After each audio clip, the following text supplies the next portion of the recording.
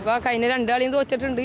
ഈ പ്രാവശ്യം ഇപ്പോൾ പുതിയ പ്ലേയേഴ്സിനെ ഇറക്കിയതുകൊണ്ട് അവരെ കൊണ്ട് ജയിക്കുമെന്നാണ് വിചാരിക്കണത്. ഞാൻ ഇപ്പോഴത്തെ ആൾക്കാരൊക്കെ കൊള്ളാം, കോച്ചും കൊള്ളാം. ഈ കളി എന്തായാലും കൂടാണ്.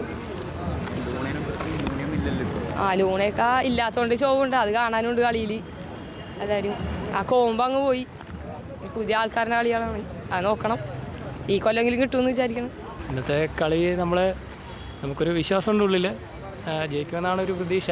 കഴിഞ്ഞ വർഷത്തെ ടീമിനെ അപേക്ഷിച്ച് നോക്കുമ്പോൾ ഇത്തവണത്തെ ടീം ഒന്നുകൂടെ ബെറ്റർ ആവാനുണ്ട്.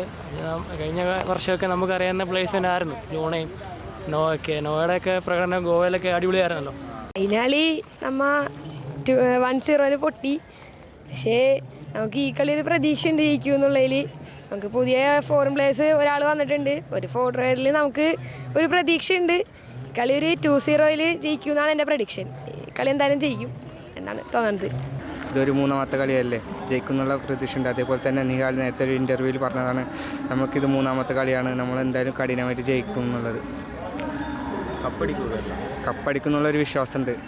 നമുക്ക് കഴിഞ്ഞ കളിയൊക്കെ വെച്ച് നോക്കുമ്പോൾ, ഫസ്റ്റ് കളി വെച്ച് നോക്കുമ്പോൾ കഴിഞ്ഞ കളി അത്യാവശ്യം നമുക്ക് കുറച്ച് ഇമ്പ്രൂവ്മെൻറ്റ്സ് ഒക്കെ വരുന്നുണ്ടായിരുന്നു.